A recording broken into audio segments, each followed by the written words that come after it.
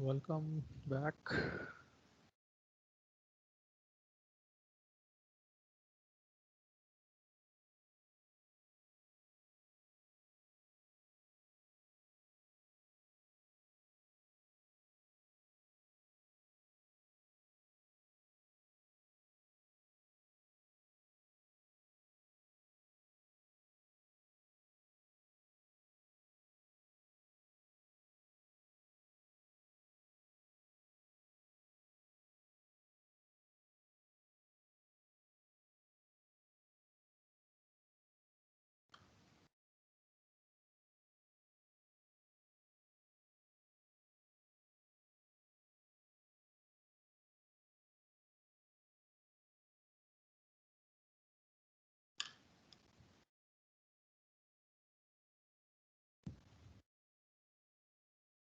Welcome.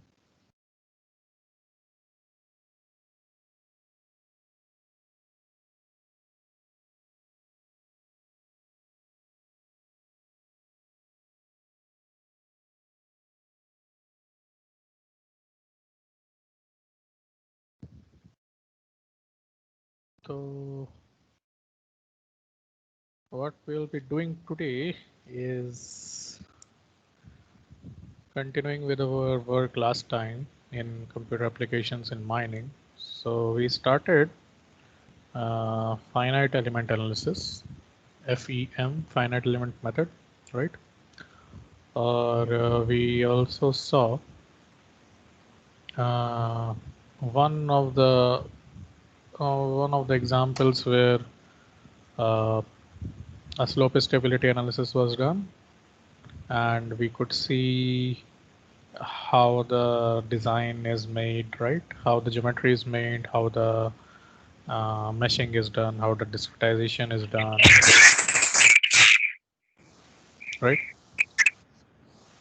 And we saw how in a finite element analysis we can actually find out the factor of safety, but in an indirect method called the strength reduction factor, right? So we also saw that. Uh, and we saw some sort of analysis how they are correlating with the strength reduction factor and so on. Today we will also see some other aspects of this finite element analysis, which can be done in phase 2 software as well.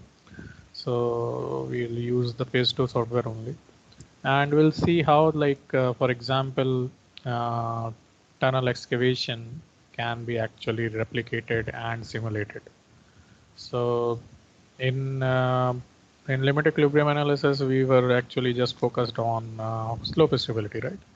In finite element analysis, we broaden our scope. So when we talk about tunnels or any underground excavation, we are majorly related or interested in what kind of stress distribution is there surrounding this portal, right?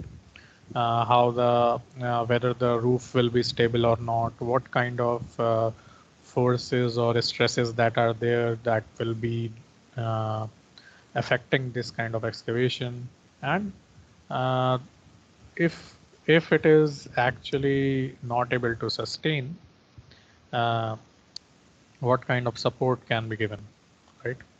So many kind of techniques have been there. There have been international standards that are actually used right now to in order to justify what kind of support requirement is there, what kind of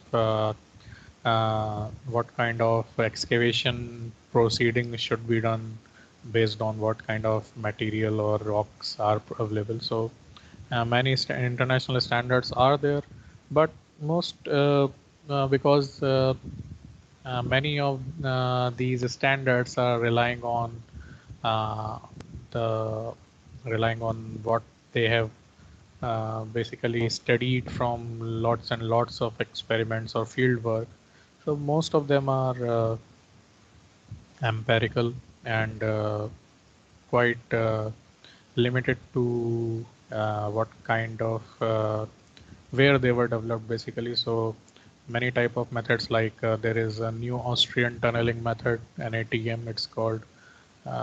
Many times it is basically directly applied in Indian scenarios as well. However, Indian geology and for other geology are quite different. But so in many cases, like especially in Himalayan cases where the tectonics are totally different, the movement of the rocks are quite different, the horizontal vertical stresses are quite different. Direct application of certain method may not be feasible. So in those cases and in many others, many kind of simulations have to be done, many kind of analysis has to be done based on the in situ conditions, what kind of stresses are present, what kind of pressures are there, uh, uh, local geology, what kind of rocks are available, and so on, right? And based on these, sometimes these are simplified and basically the prediction is done based on analysis like this finite element analysis we will be seeing. So different methods are there, different techniques are there to analyze any sort of underground excavation. One of them is this. So I will tell you how I reached here, but before that, let me tell you what all these things are. So we are basically simulating an excavation here, a tunnel, which has uh, uh, a U shape sort of, but base is flat. And if you can see, the upper body is basically an arc, which is followed by vertical walls and the flat bed. So these kind of tunnels are generally dug in our roadways and railways, where exactly circular initially are not dug. These days, the tunnel boring machines, the TBMs and all are there, so they can actually do this work, circular work on their own. And for constructing a roadway or a railway, the base is basically reinforced by constructing the base like that. But previously, or most of the cases, even now, by the drilling and blasting operations, these are done manually, even right now, where TBMs are not applicable. So in those cases, stress analysis and strain analysis, how much movement is there, what kind of support will be required, and so many others will be required to be analyzed basically. Another thing to note is here also we are basically dividing the whole area into uh, basically elements and nodes, right? And what we are basically simulating is a approximate surrounding that extends almost 3 to 5 times in expansion to this existing geometry. So if we expand it 3 times, basically 3 to 5 times, this will be the geometry that is there, the enclosure that will be there. Why we do this? Basically, we try and minimize the effect of stress that will be there on the surrounding, right? When in an in situ, right, if there is a non-excavated, suppose this was not excavated, this was as it is, right? Initially, full rock was there. So there will be certain stresses that are already there due to the weight of the material from the top, right? There will be horizontal stresses due to the seismic movement and so on. And when the excavation starts, these stresses basically redistribute. So if we excavate this portion, basically there is nothing to press it against, right? So all the stresses basically at this point become zero for this excavation to be stable, right? So for the excavation to be stable and it to be zero, all the stresses that were oriented in certain direction in the horizontal and the vertical direction, have to be basically readjusted, removed, and that basically the readjustment of these stresses causes the excavation to either collapse or swell or the rock to be moved. Otherwise, it would have been so easy to just simply dig a hole, right? But digging a hole basically moves results in stress redistribution. This stress redistribution leads to what we see many times as failure of the tunnel or the caving of the tunnel and so on, right? So what we want to see in this analysis is if we have been given what kind of stress conditions are there in this box or in this enclosure, how much stresses will be on this surrounding, how they will be distributed, and uh, what will be required, what will be the requirement of any support or any support structure that will be there in such conditions, right? Uh, so what I can do is let me start from scratch so that you guys can have an idea of how these things are simulated. Uh, Let me close this then, or minimize this and make a new one. So first thing first, we make an excavation. To make an excavation, what we need is the dimensions and what kind of like what is the length, what is the depth, and so on, right? So just hold on, guys. Yeah. So in order to do that, we can start basically defining the excavation first, and then we can surround the area with uh, the surrounding material basically. So for doing that, first we go to project analysis. Let's see what kind of analysis we can do. So we are doing a plane stress analysis, that is where last time I think we went through all this, so won't be spending much time. We are taking megapascal scale stresses because it is basically simulating underground stresses. So let's keep that. We are doing it one stage. So we'll be taking an example of two stage or multi-stage work today if time permits. Okay. And strength reduction fact, this is strain analysis, and if we go to strength reduction, we right now we don't need that. We are just doing a simple stress strain analysis and seeing uh, how the behavior of the material will be. Groundwater also right now we are not interested in, so quite very basic. We click OK, and we start the boundary of the excavation. So just starting the excavation, I want to let's maybe create a 10-meter uh, wide tunnel, 10-meter wide and 15-meter tall, right?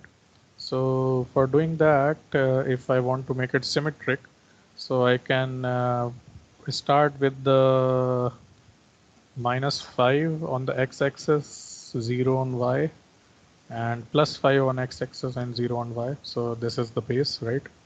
And I want an arc on top, right? So first let me go for the plane part. So let this be 10 meters up.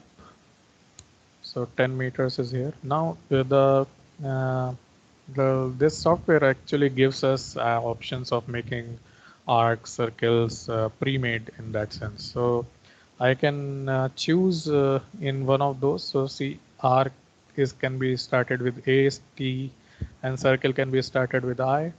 So let me make an arc. I click the uh, arc thing. So if I either click, or I can actually just type A and click enter. So I can get all the options of putting an arc.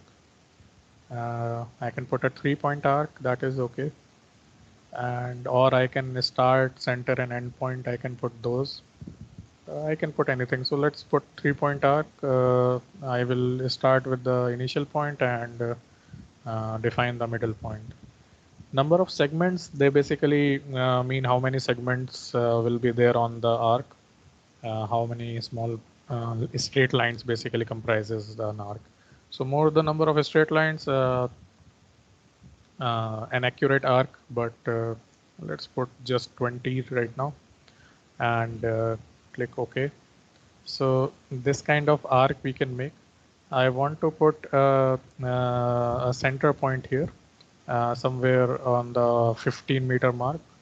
So the center will be at 0 and 15. So let me put at 0 and 15.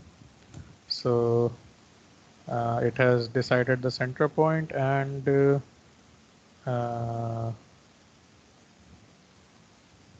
what else I can do is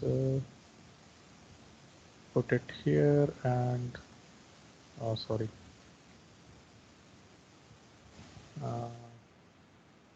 Just let me redraw it quickly.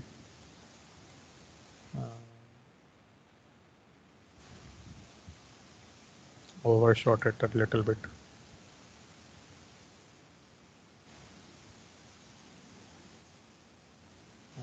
Okay.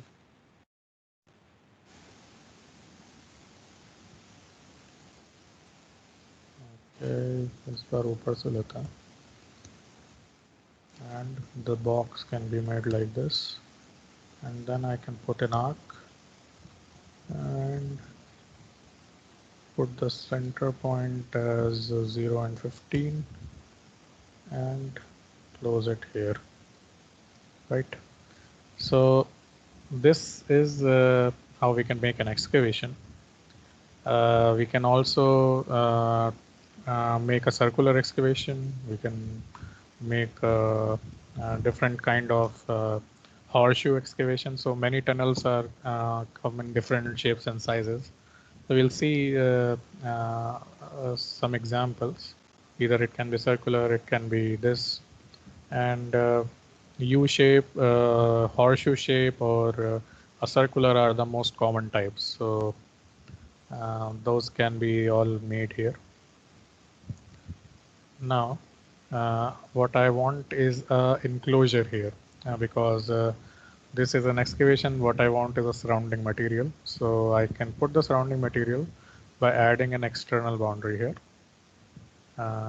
When I add the boundary, I can either add a box type boundary, either add a circular type of boundary that will be in a circular shape, hull type of boundary, or I can basically user define it or as much as I want. So let's put a box type boundary, and expansion factor, basically that's what I was explaining. It means how many times of the excavation we want the external boundary to be.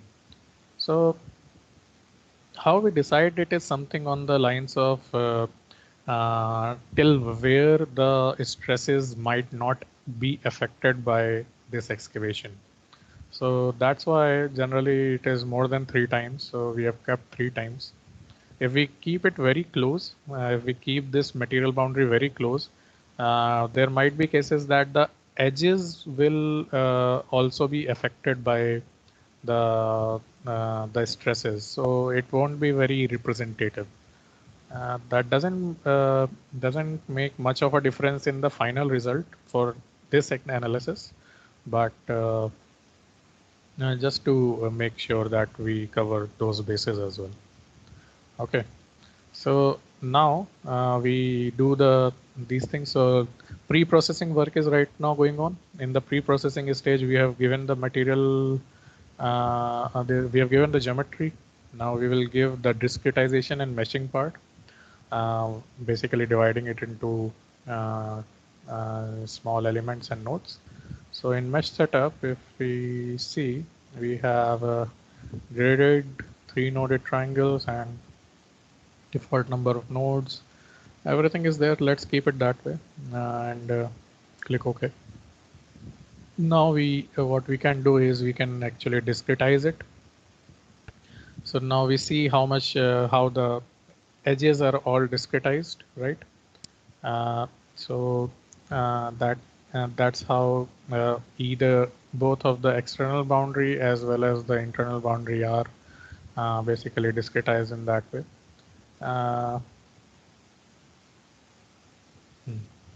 We can also, again, now after discretizing, we can mesh that. So let's click on the mesh, and that's how we reached the situation that you all saw that time. So simple enough, not much to do. Now meshing is done. Now what we have basically divided the whole zone into elements and nodes. And now the third step of pre-processing was the boundary conditions, right? So boundary conditions basically define how many forces, how much, what kind of restraints and all are there. Now, since we are basically simulating an area below ground that has that excavation portion, so all this basically is kept restrained. So this is a fixed area, not allowed to be moved. If we would have simulated something like this is a ground surface, and below that ground surface there is an excavation maybe 50 meters below the ground or something like that, we could have basically removed these restraints to free restraints so that we simulate the ground condition. But because in such kind of analysis, what happens is, because the dimension of this excavation is just 15-meter high, 1.5. And if I basically do the actual simulation of full height, so in that scale, it will be very, very small, and it will go somewhere around here, 50 meters, just 50 meters. And that won't be maybe even representative of where our tunnel is, right? So in those cases, what we do is we basically take a small portion, a representative portion of the surrounding, and we simulate it by giving it additional stresses, so in field stresses. So we calculate the stresses that will be there due to this overlying area and the horizontal stresses and so on. And we then give those stresses rather than just relying on the gravity or the gravitational stresses that are there. So in such cases, we can do this kind of analysis. So for that, let's do that then. Let's put this additional field stresses that are there. So in loading, we can go to the field stresses, and here we did last time as well. We chose the gravity as the required way of giving the stresses, right? Last time when we were doing the slope stability work. This time we won't do that. We will give a constant field stress. And what that will basically do is it will just assume that on all these sides, these are the stresses that will be representing the boundaries. So even at the start, there will be some stresses that are applied at each of these nodes. So those are defined by these values: 10 megapascal in sigma 1 direction, that is on the vertical direction. So this will be 10 megapascal. This will be 10 megapascal again on the sigma 3 direction. And out of plane, that will be in the z-axis, that will again be 10. So generally sigma 3 and z we keep same. So sigma 2 and sigma 3 are generally kept same, but there may be other cases. This angle is basically the angle in which sigma 1 and sigma 3 are oriented. Now, sigma 1 and sigma 3 are always, with respect to each other, they are 90 degrees. But they can be different different direction with respect to horizontal. How? Like, for example, if there is especially in mountainous cases where seismic activities and the pressures that are built, the faults or folds that are there, what they do is basically they disorient the natural stresses that are there. So the case may be that the maximum stress that is there is in this direction, like inclined to the horizontal rather than perfectly vertical.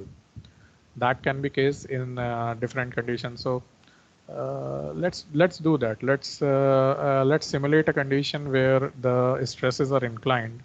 So let's put sigma 1 as 20 megapascal, and sigma 3 as keep it 10. Let's keep it 10. And let's rotate this at some angle of 30 degree. If I do that, now what you will see is there is no change here, but you will see this box, a small box. In this small box, basically this represents the direction as well as what we just entered. So the becoming of rectangle, it was initially square, it became a rectangle and got disoriented. So basically this force is the sigma 1 force, this force is the sigma 3 force, and the angle that it makes with the horizontal is the 30-degree angle that we just mentioned. So what it basically signifies is the maximum stresses that are there are in this direction, uh, inclined like this. And the minor stresses are in perpendicular to those in this direction. And that's how the stresses we have oriented them here. So in this way, we can actually give the stresses. Another step for pre-processing, the important step was to define these material properties. Now we can do that now. We can give the properties in materials. Let's say this is some rock one, right? Some color we can give whatever we want. Okay. And see, field stress and body stresses are two. So last time body forces and field stresses are the two things that can be simultaneously judged, like we were doing in the slope stability case. For here, we don't need field body stresses because anyways we are going to excavate this portion. So this won't have any body induced forces that are there. So in that case, we can just keep on field stresses only. Okay. Let's keep Young's modulus as 20. That's 20 gigapascals. Young's modulus, good rock, good hard rock. It is there. Poisson's ratio we can even reduce. So in situ we can represent it as maybe 0.2. And Moore Coulomb, so we were discussing about the different criterias, Moore Coulomb, Hook and Brown, and Drucker Prager. All these things, these are very important criterias. If time permits, we will cover some of these. Hook and Brown, we are already familiar, right? C is equals to sigma 10 phi, the sigma CA plus sigma 10 phi, right? The simple one. We'll also, if time permits, we'll see some of these methods if we can cover up in our some of the course, one of the courses. Let's improve some strength, make it 12. Let's keep that elastic for now, and just that's it. Click OK. So it's becoming very dark. It won't be visible later on, so let's reduce the color a bit. Okay, that's it. So these were the material properties that were defined, right? So that's all for pre-processing. The geometry we have defined, we have divided into nodes and meshes, right? And we have given the boundary conditions here in form of the restraints here and the field stresses, and we have given the material properties. Oh, one thing remains. We have not excavated it till now. So we can remove this material by assigning a new material called excavate, the zero material. Basically, it removes the material inside. So we can simulate the excavation portion. Okay. So that's how the things are. Let's save this.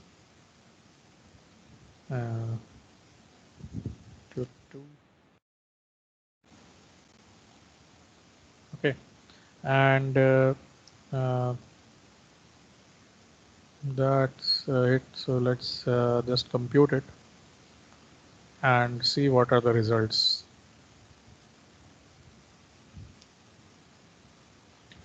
So this analysis is basically restricted to elastic analysis. So the material was taken to be an elastic material. Now you can see how the stresses were oriented, how the maximum and minimum stresses are oriented even now, right? So it's a good idea to basically zoom here. So let's zoom to the excavation. And you can see how due to the orientation of this stresses, the maximum stresses are on northwest and the southeast corner, or in this sense, the top left and bottom right. And on the edges, it is comparatively more as compared to the arc, and that is because arc distributes the stress as well, right? And in order to do in order to see more things like what kind of a strain distribution is there, so we can see what are the effective strain, or in this case maximum shear strain we can see, right, what kind of a strain development is there throughout. Even though we took a good enough expansion factor like 3 plus, you can see there is slight change, not very much, but slight change that is reaching the external boundary. So that doesn't change much our results, but still we could have even higher. In terms of displacement, we can see what kind of displacement is there now. You can understand what kind of squeezing and what kind of material, what kind of movement could have been. So highest stresses are in this direction, right? And lowest are in that direction. So if we see horizontal and vertical displacement separately, so these are the horizontal displacement. So it is basically maximum, it is moving in this direction, and vertically it is moving in maximum movement are in these directions. So total displacement curve will be oriented along the least stress condition. So least stress is in the sigma 3 value, and that's why these kind of displacement pattern is there. Now if you want to see how the stresses are oriented at each of the point, there is an option of giving the stress trajectories. So if we in a normal in situ where nothing is affected, so you can see how, and the maximum is in the 30 axis direction and minor is in right. So what it means is the bigger line in this cross is basically representing sigma 1, and the minor one is then sigma 3. But when the excavation is done, see how the stresses are redistributed. So near the excavation, it is basically becoming quite close to the horizontal, right? And in that sense, if in the wall side it is seen, it is basically becoming parallel to the wall. So all this is called how the stresses redistribute themselves. Let me change this to make more sense.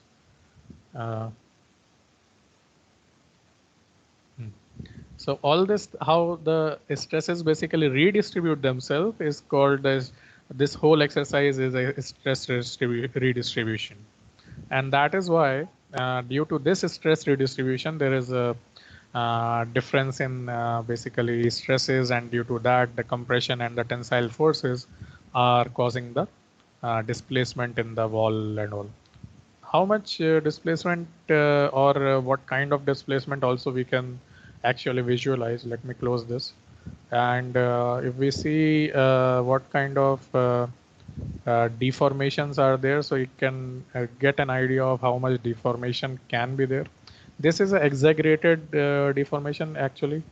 If I give the wall boundaries and remove these, it says it is quite a bit of distorted, but these are exaggerated deformations, and basically tells us how and which direction the boundary or the forces are basically higher. And if we see in terms of how much actual displacement it is there, So the maximum displacement we can see in the maybe the orange or red zone, it is 0.001 or 1 into 10 to the minus 2. So one point, this is in meters, so almost like 10 mm or something. To 10 mm, 1 centimeter displacement is happening due to this stresses. Not very less, but so a little bit squeezing is happening, that means. So that's all we can actually quite easily judge. We can also basically see if it is because it is exaggerated, the zoom level basically changes how it looks for us. So uh, it gives an idea of how the movement will be. The maximum movement will be in this direction, squeezing. The maximum squeezing will be in this direction, and so on. So even the contours can be, but that is not very important right now. What I wanted to show you is actually we can see how much displacement is there exactly at which point. And that we can do by adding a query. How we do that is we can actually directly, we can actually directly query this whole boundary, and we can add this as a query element. So query is basically something where we want the actual calculated values. So we have to add this query element in there. And when we add that, so we can have all the values, whatever we are seeing right now.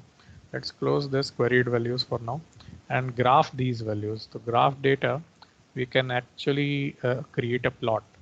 And if it makes sense or not, basically this is how the stress is distributed from sorry, the displacement is going on from throughout the circumference and the perimeter of the this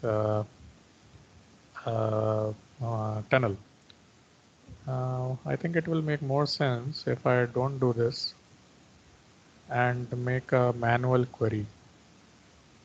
Let's delete this query and make a manual query. Uh, and I can place this query at these boundaries, right?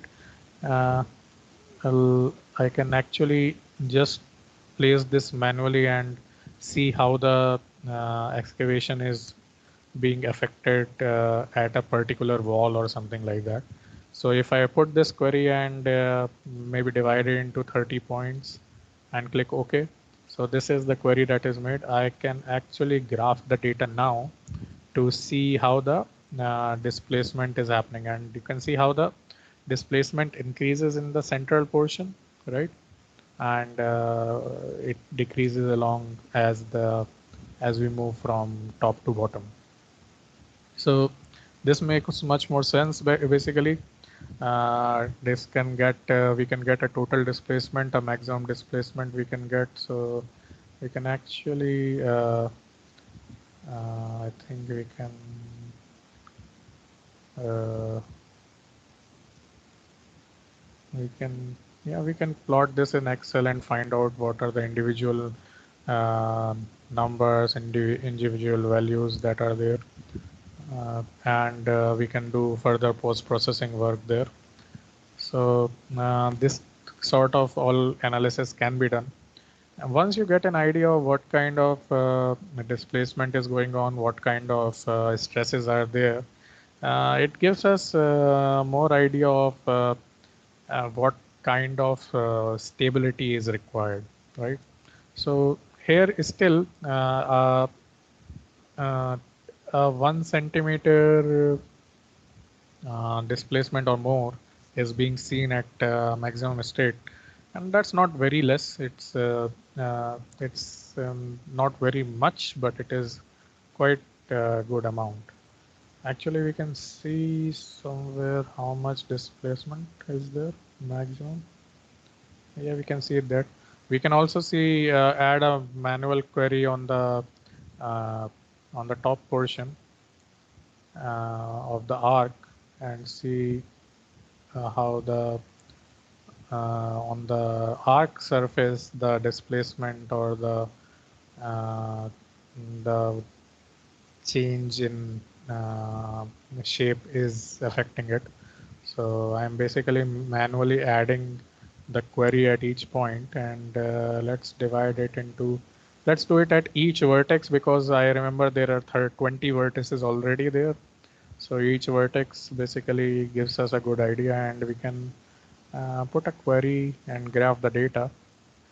And what we see is something like this, because since the orientation of this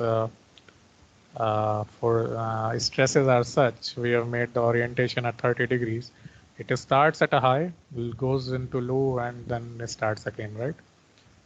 Similar thing we can see that is being represented by this plot. So all this data is very easy to get, and in this kind of analysis we can do much more. Let's try some things more here. Uh, uh, there is one more thing of safe strength factor. Strength factor basically gives us an idea of how stable a portion of the tunnel is. And if you can see, most of the portion except few uh, passes a good strength test of yellow and green zone. So 1.2 plus, so it is mostly stable, but we have certain zones that are having a less strength factor. So if I hover this here, I can see what are the low strength areas of 1.8, 0.9 and lower. Other places we have good strength. So we know, we also know from this strength factor areas which are the places where we have to basically do some more strengthening of the tunnel, right? So the support requirement and all can be defined based on this kind of strength factor distribution. Okay. These were some of the things that we can do in a tunnel analysis. There are many more.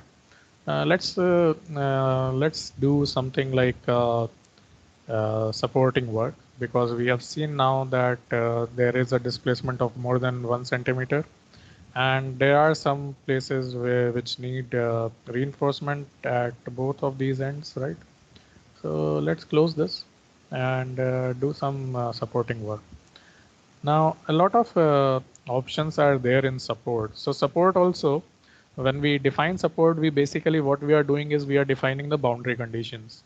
Uh, when we are inducing some support like a bolt or a shotcreting or a liner or something like a rigid support, basically what we are doing is we are giving it uh, these points or these nodes certain initial conditions of a certain initial boundary conditions, that okay, we have initial boundary conditions of these. Right now it is basically free to move, right? But then they will be bonded sort of. So that will be a boundary condition in that sense. So all comes in the pre-processing stage as well. Uh, let's try something, some support designs, and see what we have, what kind of supports we have for our slope. So, oh, sorry, tunnel. So in this, for support, we have a dedicated, if we go into, we have a dedicated way of doing it. In general, there are two types of support that are support, and these are basically uh, what in what way they are put in this tutorial, or in this in this software. So in terms of a tunnel, either the support can go through the material or through the ground, right? In like bolts or other type of supports, or there can be supports that are put on the surface of the tunnel, like shotcreting, wire meshing, or the liners, right? So in that sense, they have basically divided into two parts, like bolts and liners. Okay. So let's see what these are. What we plan to do is we plan to put some bolts here below and on the walls, and we plan to put some bolts as well as some liners on the arc side as well. So let's do that. Let's see uh, what are the ways in which we can do. So we can put bolt patterns exactly like I think we did in limit equilibrium method in slide, I feel, when we try to stabilize the slope. So in that also, and like here also, let's select just 1 volt. We can basically change the properties of bolt later on. And how we define where the bolt should be can be based on either normal to the boundary, right? It can be just sticking out normal to the boundary, or there can be certain angle to the horizontal, or they can be radial. So radial through a drilling point, it can basically mean that if I define a point, suppose here, it can basically be radially outwards from there. So if it is already an arc, now whatever we do from center, it will always be radial if it is defined at normal to the boundary. So let's do that. Let's put normal to the boundary. Let's put 5 meter bolts, right? Length of 5 meter and a spacing of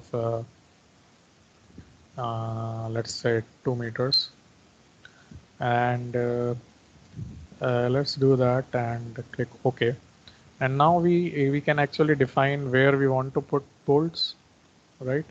So we can select this, and if we keep on moving it, bolts will basically appear how they will be simulated, right? So let's stop here, and we have put bolts on the upper arc.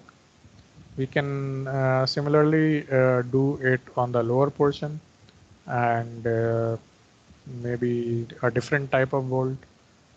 Sorry. So we can put single bolts as well as bolt patterns. Right now we are working on bolt patterns. So let's put a second kind of bolt that is also normal to the boundary, but this one will be a little bit more separated. Let's do this, and like that.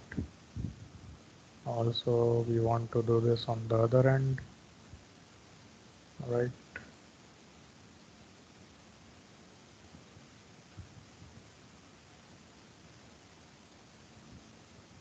I don't know why I'm not able to select. Yeah, this one.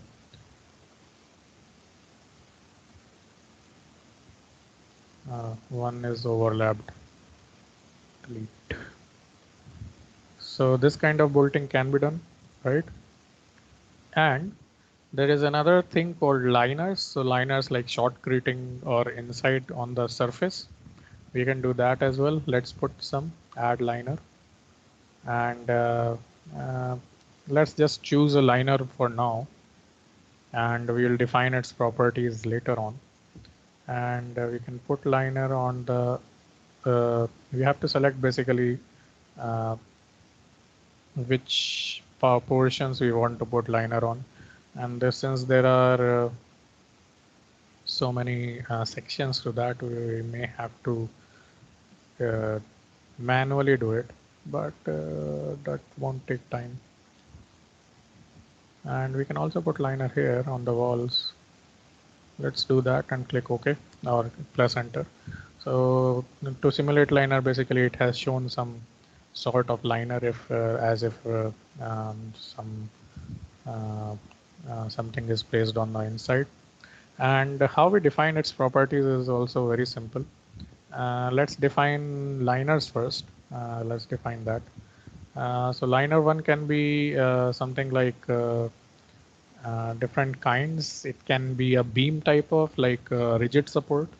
It can be geosynthetic, like the sheets or something like geopolymers are there that are basically spread on the outer surface of the inner surface of the tunnel. They can be like that, or they can be reinforced concrete. Uh, Concrete in terms of shotcrete. Let's do that. Let's put reinforced concrete. And in reinforcement, when we put reinforced concrete, we can actually give more details. Let's do this as reinforced shotcrete, like um, uh, like shotcreting that has some fibers or fibrous shotcrete that we can give. So in terms of reinforcement, we can actually choose. So what kind of reinforcement we can make? So we can do wire mesh kind of reinforcement as well. We can make this rebar or saria that is there with us. We can use whatever we want, but let's use wire mesh type of, because we are anyways bolting. So our support will be a wire mesh, bolt, and a shotcrete. So a combined support for the full wall. So let's do that. We can select the thickness of the or the diameter of the. So it is 4 millimeter, 6 millimeters. So we can select 6 millimeter, whatever you want, just to demonstrate here. And for concrete also, what kind of thickness we want. So it is 0.2 meter thickness of concrete. We can, that is around 200 mm. So 200 mm, 200 mm is like 20 centimeters thick, good enough. And the Young's modulus, Poisson's ratio, compressive strength, tensile strength of all are prefed, so we can change if we want. So compressive strength is given as 40. This when whatever compressive strength is there, this kind of data can be obtained from the type of concrete we are using. So when a concrete that has 40 megapascals of strength, that is called M40 concrete. There are other variations, M30, M25, based on 28 days strength of concrete. So we can put whatever values we want. Let's keep whatever it is, and let's click OK, keeping the default values as they are. Okay. And we have to define bolts. So go again to the properties and define bolts. And in the bolt, we have bolt 1 and bolt 2, both are used. So we can define what kind of bolting are there. There can be end anchor bolts. There can be fully grouted bolts, right? Fully bonded. There can be plain stranded cables, tiebacks, Solex. I think all these you are well aware of what kind of boltings are there, right? So let's use fully bonded. The bolt diameter is given as 19 mm. That's quite okay. And any other things to take care? That's at bolt 2. We can make as yeah, let's go fully bonded. We can actually give some pre-tensioning as well where required, so that they become active bolts. That's up to us if that is required, but not necessary. So passive support, right now it takes as a passive support, but it can be given an active support if we want to do some pre-tensioning. So that also can be done. Let's click OK, and let's save it as another file so that we can compare it later. So that was Q2. That let's set P221. Okay. And let's compute and see what happens. So you'll see it is taking very less time, because we are basically doing a very small analysis of elasticity and just the stress strain. And we have defined very less nodes and meshes also. So it takes less time, right? So now in terms of stresses look the same. I don't feel any differences there, but what we are interested in is the total displacement. So as compared to the last time, uh, what we were seeing, is there any improvement in that or is there not? So that we can see. Not very substantial, but certainly some improvement is obtained due to this support addition. And if we can plot some values, I think it will be much better. Yeah.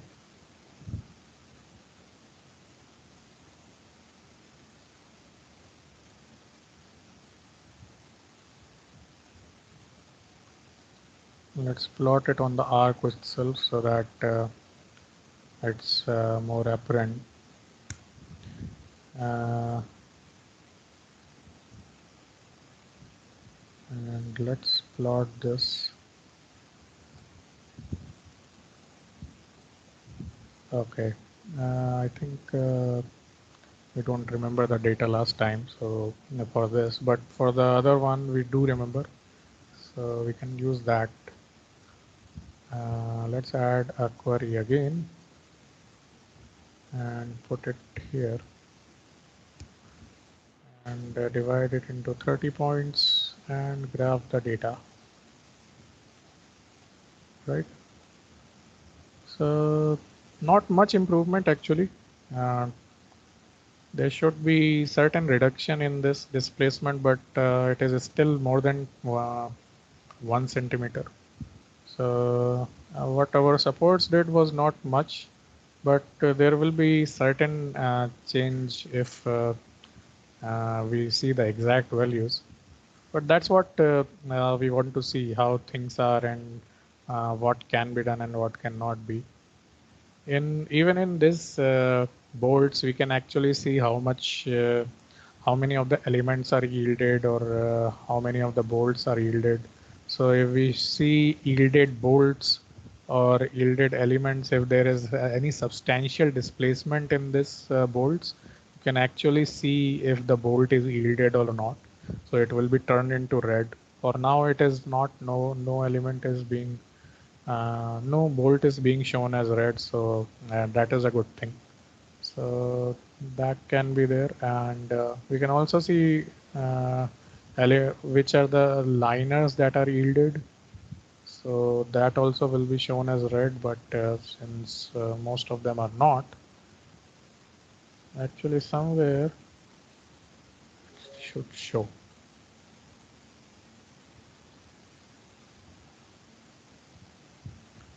Not showing anyways. So generally there are some data metrics that are available, so we can use that. We can also do an info where we can find out what we did fully in terms of what kind of analysis we did. A full report can be generated easily, right? And how much area was there, what was the perimeter, what was the all the volumetric details will be there, what kind of liner we installed, what was its strength, the reinforcement, what was its spacing, bolt properties, and so on. Everything will be here, and we can actually find out how much our the maximum total displacement was there, or any yielded elements were there or not. So all were zero, so that's why it was not showing. And all this will be generated easily by the info viewer as well. And these are the just the coordinates.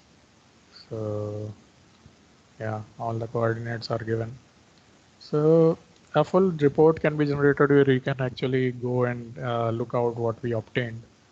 And yeah, this kind of analysis very sometimes is very critical in planning what kind of a stabilization measure should be given or should not be. So let's stop here. Uh, just we did 2 examples, but we also saw how uh, a tunnel can be simulated or an excavation can be simulated inside. Tomorrow, what we can do is we'll show how a water flow or a water movement can be simulated by finite element analysis. So last time we tried to do that in limit equilibrium method, by different means, but this time we will see how the finite element method is so useful in this static hydrological study, that how a water movement can be simulated if high pressure to low pressure is there, and we give the properties of conductivity and all, how these can be simulated and so on. So we'll see that tomorrow.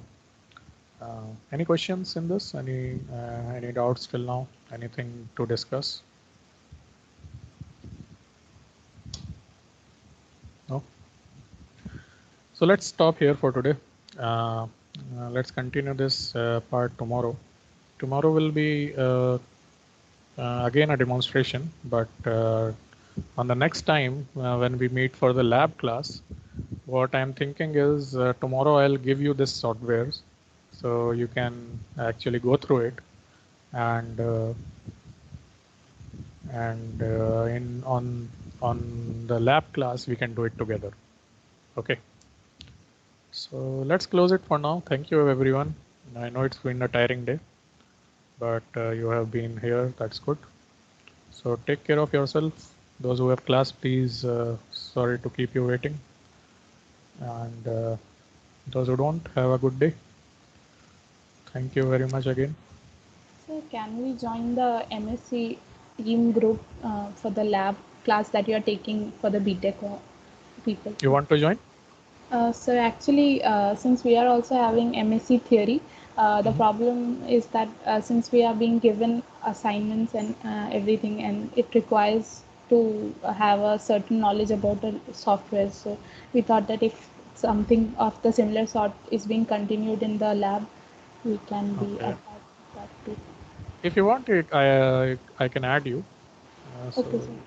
yeah, I can add you. That's okay. But that's not much is right now being done because I am also restricted in terms of software. I just use some online tools to show all of them how these can be done online. But still, you are welcome to join and see if anything useful is there. Why not? Okay, sir. Thank Yeah, you. I will add you. Hello, sir. Yes. Sir MSc का एक doubt था sir like MS का हम लोगों doubt ने था? Try किया but बन नहीं क्या रहा हुआ? क्या एमएससी नहीं सर हुआ? एमएससी क्वेश्चन वो एक लीनियर प्रोग्रामिंग का था तो वो कांस्टेंट बनने में थोड़ा प्रॉब्लम हो रहा MS का लीनियर प्रोग्रामिंग का जो लास्ट टाइम का था, है लास्ट में पिछली क्लास में जो दिया था? नहीं सर एक अलग क्वेश्चन है अच्छा, एक अलग क्वेश्चन है. Yes, हाँ, sir. बताओ.